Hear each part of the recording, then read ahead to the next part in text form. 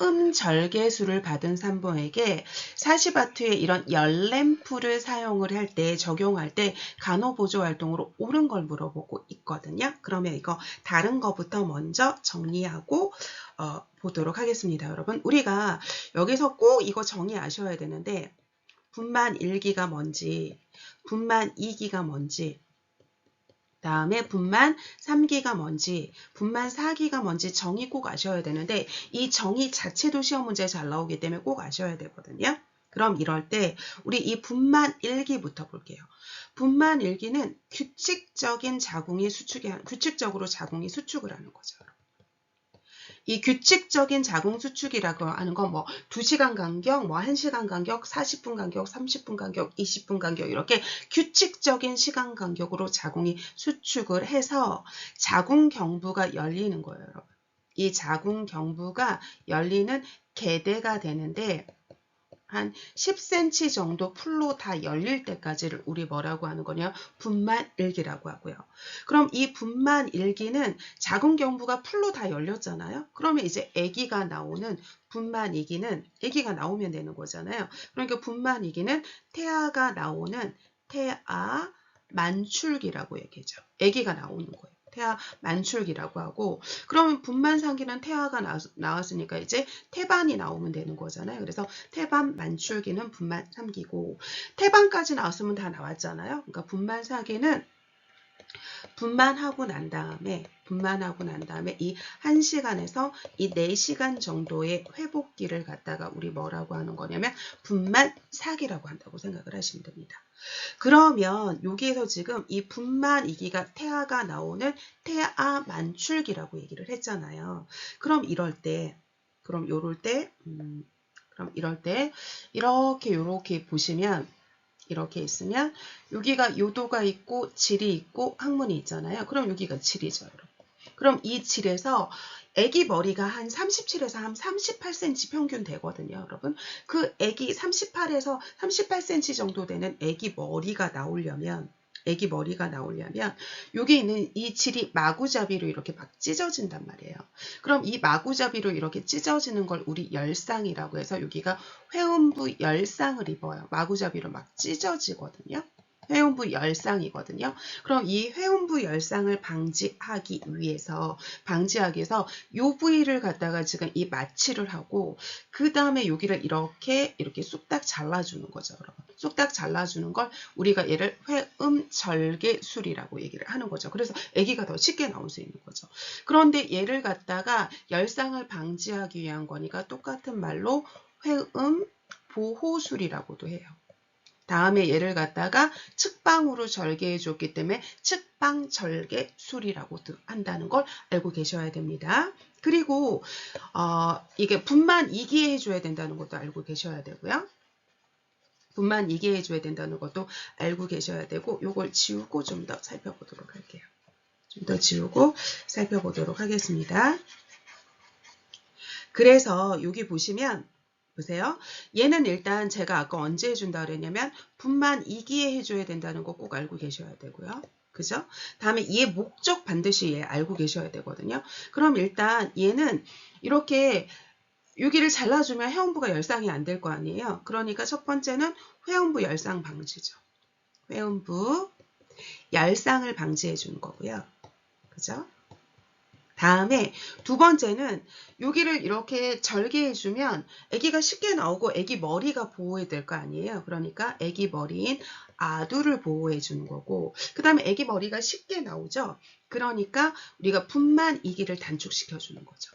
분만 2기를 단축시켜 줄 목적으로 해준다는 것도 알고 계셔야 됩니다. 그럼 여기를 절개를 했기 때문에 분만이 다 끝나면 여기를 꼬매주는 슈처를 할 거 아니에요. 그럼 여기를 꼬매주면 여기가 퉁퉁퉁퉁퉁퉁 막 부어오르면서 통증이 굉장히 심하거든요. 그러니까 우리가 분만 후에 얘를 갖다가 분만 후에 여기 분만을 했어요. 그럼 회음절개에서 분만을 했잖아요. 그럼 분만 후에 여기를 회음부 여기 간호를 해줘야 되는 거잖아요. 그죠? 회음부 간호를 해줘야 되는데 분만 후에 이 회음부 간호를 해줘야 되는데 우리가 24시간 이내에 해줘야 되는 게 있고 그 다음에 이 24시간 이후에 해줘야 되는 게 있는 거죠, 여러분. 그럼 이럴 때 우리가 이 24시간 이내에는 냉을 적용한다고 생각을 하시면 되고 24시간 이후에는 온을 적용한다고 생각하시면 되죠. 그래서 24시간 이내에는 이 냉을 적용해서 퉁퉁 부어오른 걸 가라앉혀서 부종을 가라앉히고 통증을 가라앉히는 거고요. 24시간 이후에는 따뜻한 온을 제공해서 혈액순환이 잘 되게 해서 퉁퉁 부은 걸 가라앉히고 통증을 가라앉힌다고 생각하시면 되거든요. 그런데 여기에서 지금 이 온을 제공하는 게 두 가지가 있는 거죠. 여러분, 좌욕이 있고 그 다음에 여기 나온 뭐가 있는 거냐면 회음부 연료법이 있다고 생각을 하시면 돼요. 좌욕이 있고 지금 회음부 연료법이 있다라고 생각을 하시면 되거든요. 그럼 이 두 가지를 지금 비교해 보도록 하겠습니다. 그래서 좌욕도 시험 문제 잘 나오고 이 회음부 연료법도 시험 문제 잘 나오기 때문에 얘를 비교해 보도록 할게요, 여러분. 비교해 보도록 하겠습니다. 비교해 보도록 할게요. 그러면 일단 이건 오늘 24시간 이후에 적용하는 오늘 적용하는 방법이라는 건 알고 계셔야 되고요. 다음에 얘 공통점부터 먼저 보도록 할게요. 얘 공통점, 둘 다의 공통점이라고 생각을 하시면 되거든요. 그럼 얘네 둘 다 하루에 2, 3회를 적용을 해도 되고요. 또는 3, 4회를 적용해도 됩니다. 하루, 1일 이렇게 적용해도 되고요. 얘 한 번 할 때마다 5 내지 10분을 해도 되고요. 아니면 10 내지 15분을 해줘도 되고요. 아니면 15 내지 20분을 해줘도 됩니다. 여러분. 15 내지 20분을 적용해줘도 됩니다. 15 내지 20분. 한 번 할 때, 1회 할 때. 그래서 여기 보시면 다시 한번 볼게요. 그럼 얘 둘 다 하루에 2, 3회를 해도 되고 3, 4회를 해도 되고 얘 둘 다 한 번 할 때 5 내지 10분, 10 내지 15분, 15 내지 20분 해도 되거든요.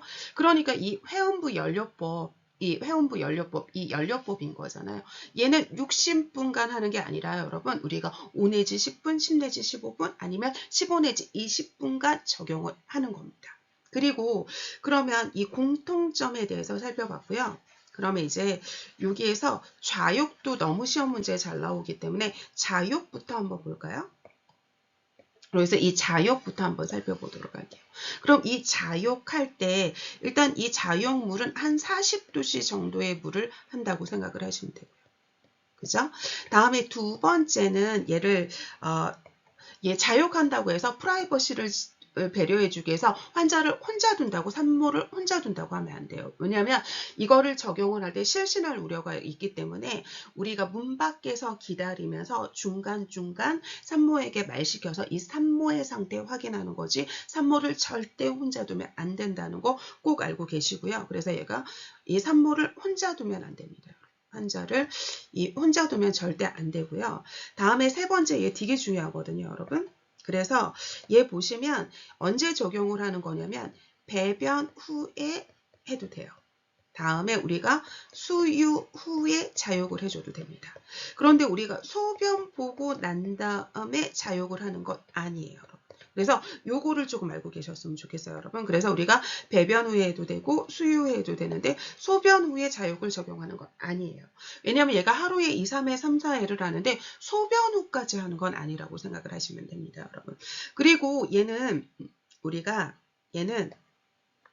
물기잖아요, 여러분. 그러니까 얘가 하고 난 다음에 우리가 이 소독된 이 마른 수건으로 물기 제거하는 거거든요. 소독된 이 마른 수건으로 물기를 제거하는 거지 이 휴지로 물기를 제거한다고 하면 안 됩니다. 그럼 이 절개된 부위를 지금 슈처해내서 꼬매고 난 다음에 해주는 거잖아요. 그럼 이 휴지에는 이 화학 성분이 들어가 있기 때문에 안 되고 마른 수건으로 물기 제거해 주는 거고요. 다음 이 40도씨 정도의 물이니까 중간중간 이렇게 따뜻한 물을 보충해줘도 된다라고 생각하시면 됩니다. 그래서 우리 자욕에 대해서 살펴봤고요. 다음은 회음부 연료법에 대해서 한번 정리해 보도록 할게요. 그러면 자욕은 정리했고요. 그럼 이제 회음부 이 연료법에 대해서 정리해 보도록 하겠습니다, 여러분. 그래서 여기 보시면 이 회원부 연료법에 대해서 한번 정리해 볼게요. 그럼 이 회원부 연료법은 일단 첫 번째는 대상자가 이렇게 누워가지고 이렇게 무릎을 세워서 다리를 벌리고 여기에다가 지금 이 연료법을 해야 되는 거잖아요. 그러니까 이 체위가 배행와이 해줘야 되는 거죠. 배행와이 해줘야 되는 거고요. 그리고 아까처럼 하루에 뭐 2, 3회, 3, 4회 정도 해주고 하루에 뭐 5 내지 10분, 10 내지 15분, 아니면 15 내지 20분 적용해줘도 되는 거고요. 다음에 두 번째는 얘가 적외선 치료기 이용을 하는 거죠, 여러분. 연료법이니까 적외선 치료기를 이용한 거지, 여기를 갖다가 시험 문제에 이 시험 문제에 보시면 적외선 치료기지 자외선 치료기라고 나오면 안 됩니다, 여러분. 요것도 알고 계시고요. 다음에 여기 보시면 화상의 우려가 있잖아요. 그러니까 여기 이 거리 있죠. 거리 되게 중요하잖아요. 그러니까 거리가 한 30에서 50cm 정도. 50cm 정도예요, 여러분. 정확하게 아니라 정도. 그럼 얘가 살짝 뭐 55cm라고 해서 틀린 거 아니에요. 그래서 30에서 한 50cm 정도고, 그 다음에 이 와트도 30에서 한 50와트 정도라고 생각을 하시면 됩니다, 여러분. 그래서 국시에 한번 어떤 게 나왔냐면 이게 55와트라고 나온 적도 있어요, 여러분. 그럼 얘 틀린 거 아니거든요. 그래서 보시면 얘가 30에서 50cm 정도, 30에서 50와트 정도라고 생각을 하시면 됩니다, 여러분. 그러면 우리 하나하나 조금 살펴보도록 하겠습니다, 여러분. 하나하나 조금 살펴보면 지금 여기에다가 이 적외선 치료기를 놓고 하는 건데 여기다가 열램프에 담요 덮으면 화재 일어나죠, 여러분. 다음에 여기다 열을 갖다가 직접 갖다 대는 거잖아요. 그러니까 5 내지 10분마다 열에 노출된 이 피부를 사정해서 피부가 뻘겋게 되거나 아니면 지금 여기가 퉁퉁 더 부어오른다거나 어떤 문제가 생기면 이 피부에 문제가 생기면 즉시 보고해야 되는 거죠, 여러분. 즉시 보고해야 되는 거라서 5분마다 피부 사정하는 거 맞습니다, 여러분. 다음에 여기다가 우리가 이 적외선 치료기를 놓고 이 적외선을 쐬도록 하는 거예요. 그러니까 온수포를 올려놓고 하는 거 아니고요. 다음에 이 거리는 30에서 50cm 정도의 거리라고 생각하시면 되거든요. 그러니까 91번의 답은 3번이라고 보시면 되겠습니다. 다음은 92번 문제 풀어보도록 할게요. 수술 후에 배액관과 배액주머니가 적용된 환자를 위한 간호보조활동으로 옳은 거예요. 그럼 수술하고 난 다음에 분비물이 이렇게 배출되도록 하는 거죠, 여러분. 그럼 이럴 때 이걸 조금 그림으로 좀 보도록 할게요. 그림으로 조금 보도록 하겠습니다. 이렇게 여기 있으면 여기에 지금 배액관이 이렇게 있는 거라고 생각을 하시면 돼요. 그럼 이 배액관이 있고 여기에 지금 배액 주머니가 이렇게 달려있다라고 생각을 하시면 되는 거죠, 여러분. 그럼 이럴 때 보시면 여기가 지금 이 배액관이잖아요, 여러분. 그럼 여기가 배액관이 삽입된 부위가 있는 거고, 그럼 이 배액관이 꺾이면 분비물이 안 나오겠죠, 여러분. 다음에 이 배액관에 보시면 여기에 밸브가 이렇게 있는 거예요. 그럼 이게 이 밸브가 잠가지면 분비물이 배출이 안 되잖아요. 그러니까 이 배액관의 잠금 장치를 잠그면 이 분비물이 배설이 안 되니까 안 됩니다. 다음에 이 배액관에 여기 있는 삽입 부위가 이 피부가 지금 빨개지는 발적 상태가 있으면 당연히 보고해야겠죠, 여러분. 그러니까 답은 3번이고요. 다음에 여기에 지금 분비물이 가득 차면 보세요, 여러분. 여기 있는 분비물이 가득 차면 여기 있는 배출구, 여기 보시면 여기 있는 이 배출구를 열어가지고 여기다가 이렇게 해가지고 이 배출구를 열고 여기다가 이 배출물을 받아야 되는 거잖아요. 그죠? 그리고 이 배출구를 다 이렇게 비워내면 배출구를 잠가야 되는 거잖아요. 그런데 여기 보시면 배출구 마개를 열어놓으면 이게 줄줄줄줄 새겠죠, 여러분. 그렇기 때문에 열어두면 안 되고 이 배액 주머니가 가득 차서 이걸 비울 때만 배출구 마개를 열어놔야 되는 거고요. 다음에 우리가 중력의 원리에 의해서 이렇게 분비물이 배출되려면 이 배액 주머니는 상처 부위보다 아래에 있게 해야 되는 거고, 그런데 이 상처 부위보다 아래에 있게는 하는 건데 바닥에 닿아서는 안 된다고 생각을 하시면 됩니다. 그래서 낮게 해야 되는 거고요. 그래서 92번의 답은 3번이라고 보시면 되겠습니다. 다음은 93번 문제 풀어보도록 할게요. 간호조무사가 상부 위장관 촬영술에 대한 이해한 내용으로 옳은 거거든요. 그러면 이거를 조금 그림으로 조금 먼저 보도록 할게요. 그러면 이렇게 있을 때 여기가 지금 인두죠. 다음에 이렇게 식도가 있는 거고, 그 다음에 이렇게 위가 있고, 그 다음에 이렇게 십이지장이 있는 거죠. 그 다음에 얘가 이렇게 코랑도 연결되고, 그 다음에 구강으로도 이렇게 연결이 된 거잖아요. 그럼 요럴 때 여기가 지금 구강이죠. 구강. 그리고 여기가 인두죠. 다음에 여기가 식도고요. 그리고 여기가 위죠. 그 다음에 여기 C자 모양으로 생긴 게 바로 뭐냐면 십이지장이고, 여기가 지금 상부 위장관인 거잖아요. 여러분, 그죠? 그러면 이 상부 위장관 검사를 할 때 우리가 둘 중에 하나 선택해도 되는 거잖아요. 위 내시경을 선택을 해도 되는 거고요. 그래서 지금 여기를 통해서 이 내시경을 넣어가지고 여기 상태를 봐도 되는 거고요. 또는 지금 여기 나온 상부 위장관 지금 나온 촬영술 둘 중에 하나를 선택해서 검사를 하면 되는 거거든요, 여러분. 그러면 여기서는 지금 이 상부 위장관 촬영술에 대해서 물어보는 거잖아요. 그럼 이 상부 위장관 촬영술이라고 하는 건 조영제를 먹는 거죠. 조영제. 이 조영제 이름이 바륨이거든요, 여러분. 이 바륨인 조영제를 구강으로 넣어서 이렇게 얘가 내려갈 때 이 상태 투시도를 보는 거예요.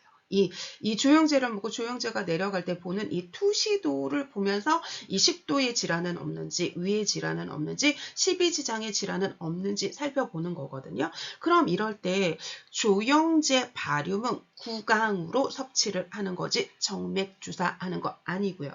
다음에 지금 얘가 내려가는 투시도를 보려면 여기가 비어 있어야지, 여기 음식물로 차 있으면 이 투시도를 볼 수 없잖아요. 그러니까 전날 저녁부터 8시간 전부터 금식을 해야지 여기가 비어 있어야지만 투시도를 보는 거거든요.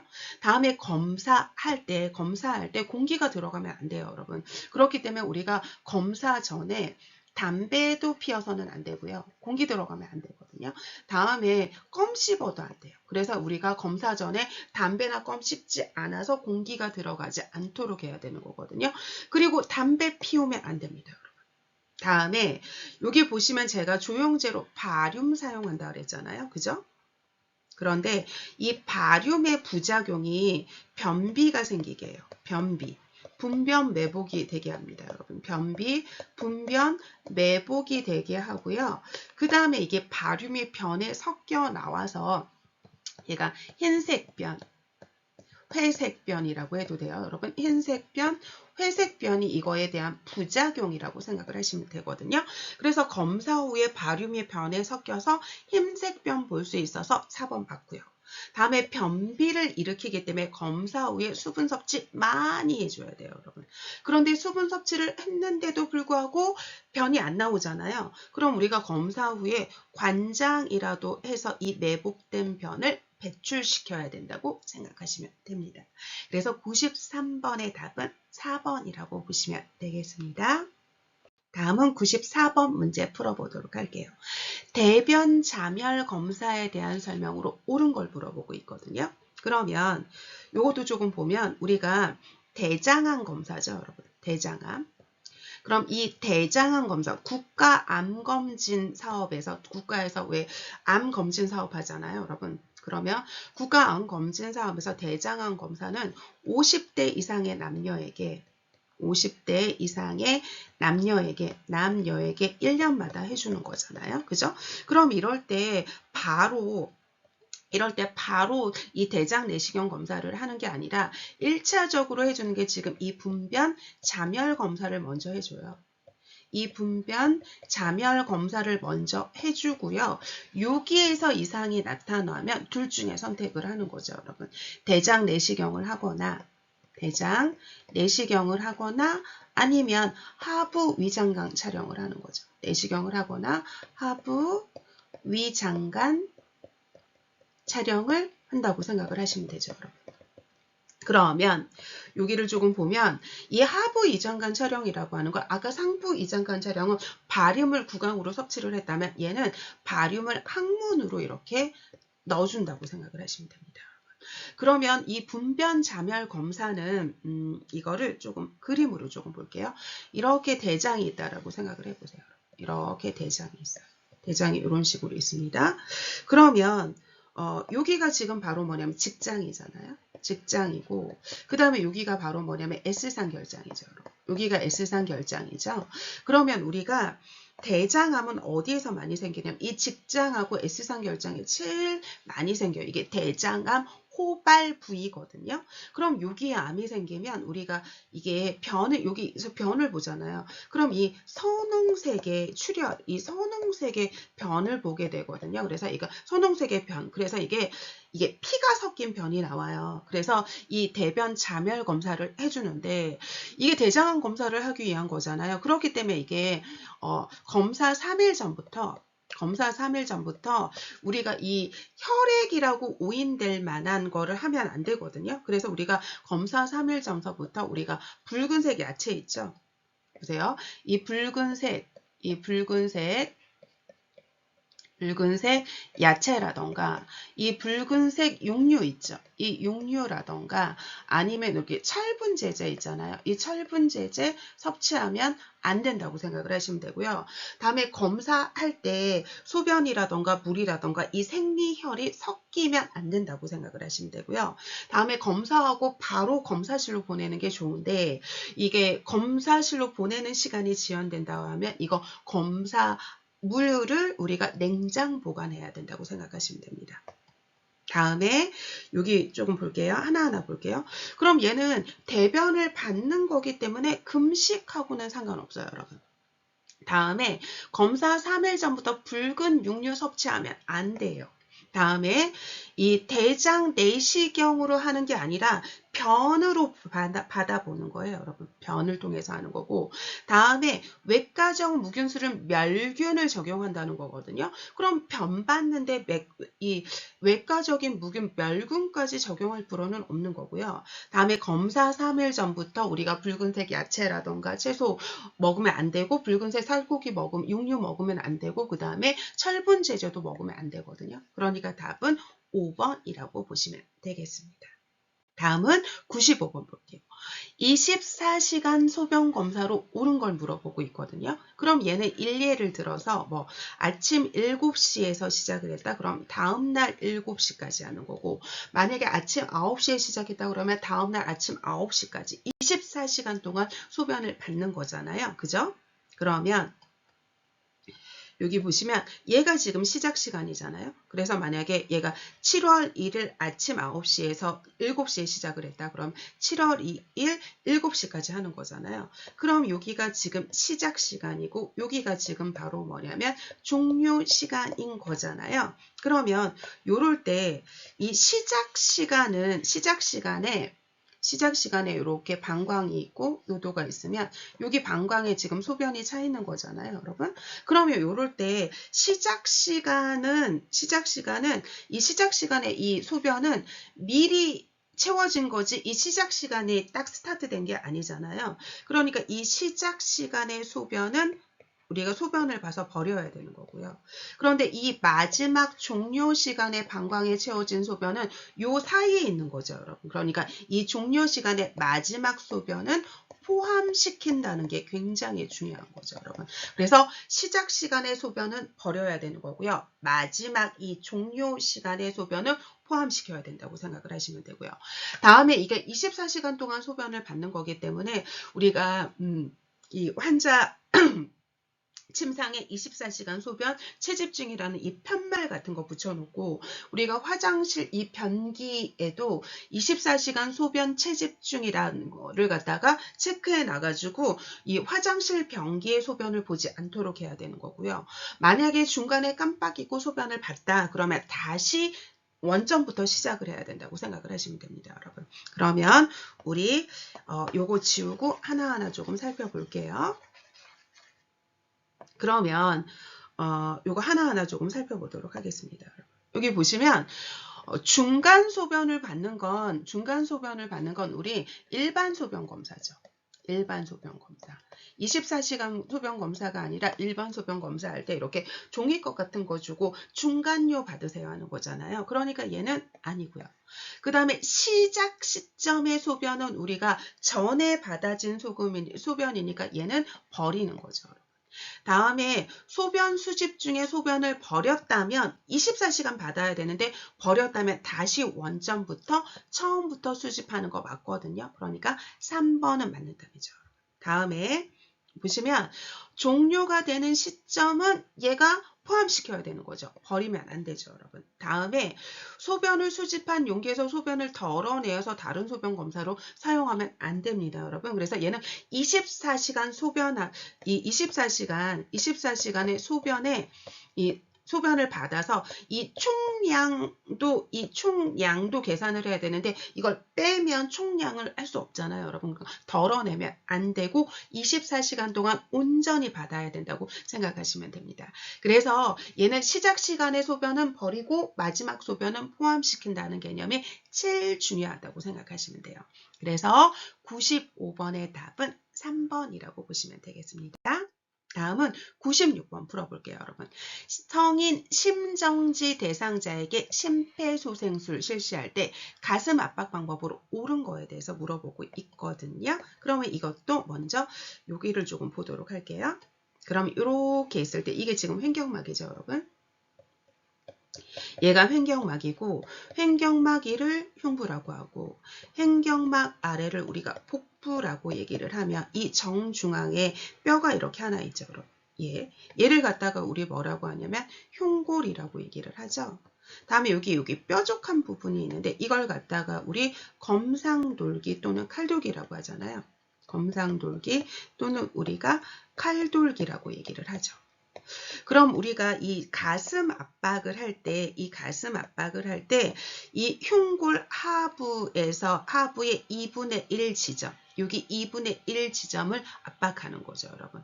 그러고 난 다음에 중요한 건 여기 있는 칼돌기는 절대 압박하면 안 되는 거죠. 그래서 흉골 하부에서 2분의 1 지점을 압박하는 거지 검상돌기, 칼돌기 압박하는 거 아니고요.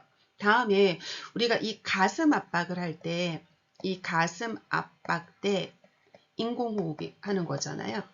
인공호흡을 해주는데 이게 지금 바로 뭐냐면 30대 2로 하는 거죠, 여러분. 그래서 가슴 압박 30번 해주고 인공호흡 2번 해주는 거잖아요. 그리고 이 가슴 압박할 때 우리가 어떻게 하는 거냐면 초당 2회 속도로 해준다고 생각을 하시면 돼요. 그러면 이거 우리 1분이 뭐냐면 60초잖아요. 그런데 제가 초당 2회 속도라고 했잖아요. 그러니까 얘가 한 100회에서 1분에 120회 속도. 620회 해가지고 그래서 1분에 얘가 100에서 120회 속도로 해주는 거고요. 그 다음에 가슴 압박할 때 체중을 실어서 해줘야 되는데 여러분 성인은 한 5cm 들어가게 해주는 거고요. 다음에 우리가 아동은 한 4cm 압박되게 해주는 거고 그 다음에 우리 영아는 4 내지 5cm예요. 여러분. 4 내지 5cm고 영아가 4cm 이렇게 압박되게 한다고 생각을 하시면 됩니다. 그러면 여기 좀 더 볼게요, 여러분. 여기 보시면 분당 30회가 아니라 초당 2회니까 620회에서 분당 100회에서 120회 속도로 하는 거고요. 다음에 가슴 압박의 깊이는 성인은 5cm, 아동은 4 내지 5cm, 영아는 4cm거든요. 근데 여기는 성인이잖아요. 그러니까 4cm가 아니라 5cm 압박 깊이로 해줘야 된다고 생각을 하시면 됩니다.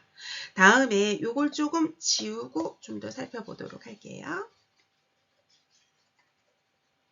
지우고 살펴보도록 하겠습니다. 지우고 살펴보도록 할게요. 그러면 이거를 할 때 여러분 요거 할 때 우리가 성인이 있고 아동이 있다라고 생각을 하시면 되거든요. 아동이 있을 때 우리가 한 사람이 있으면 당연히 30대인데 우리가 성인이 두 사람의 이렇게 압박을 하는 사람이 있잖아요. 처치하는 사람이 있다고 하면 성인은 30대 2로 해줘요. 그런데 아동은 15대 2로 해준다는 게 중요해요. 그래서 성인은 이 응급처치를 하는 사람이 2명이 있다 그러면 가슴 압박 30번 해주고 인공호흡 2번 해주고 이렇게 30대 2로 해주는데 아동은 가슴 압박 15번 해주고 그 다음에 인공호흡 2번 해주는 15대 2로 해준다고 생각을 하시면 되거든요. 그럼 이 인구조 상황에서 15대 2는 아동이에요. 여러분. 아동. 그런데 여기는 성인이니까 30대 2로 한다고 생각을 하시면 되고요.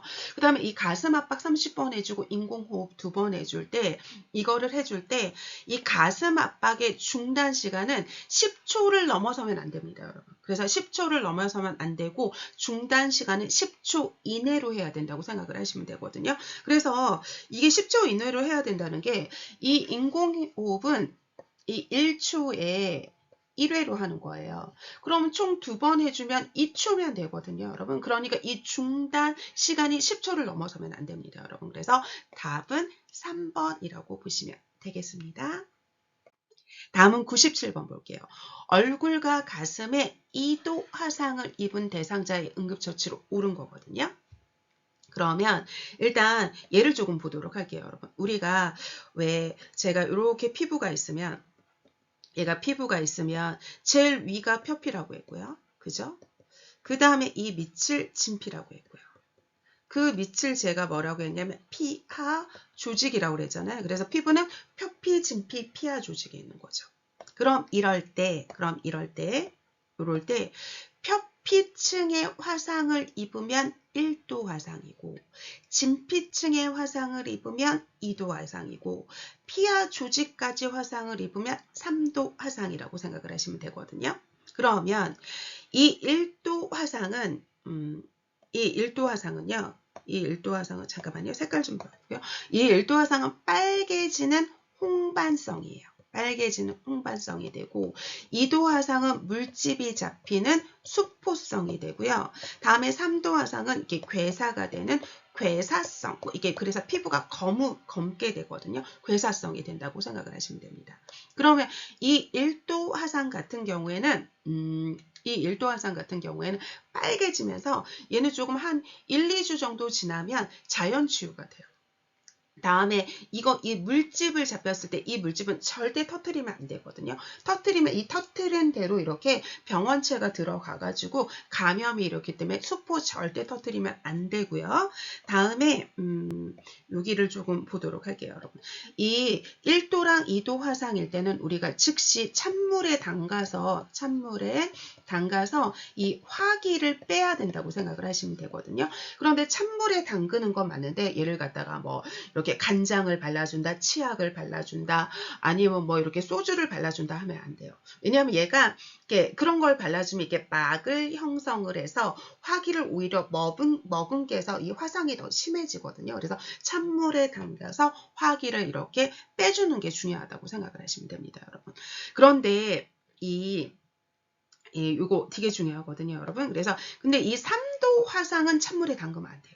얘는 찬물에 담그면 안 되고 우리가 마른 드레싱이 있죠. 이 마른 드레싱을 적용을 해서 즉시 병원에 가야 된다고 생각을 하시면 되거든요. 그래서 우리가 이 화상 있잖아요. 이 화상이라고 하는 건 여러분 우리가 혈장이 손실된 거예요. 이 혈장 액체가 손실된 거거든요. 혈장 액체가 손실된 거예요. 그렇기 때문에 이 화상의 사망 원인 1위는 액체가 손실돼 가지고 저혈량성 쇼크로 사망을 많이 해서 이게 저혈량성 쇼크가 화상의 사망 원인 1위거든요.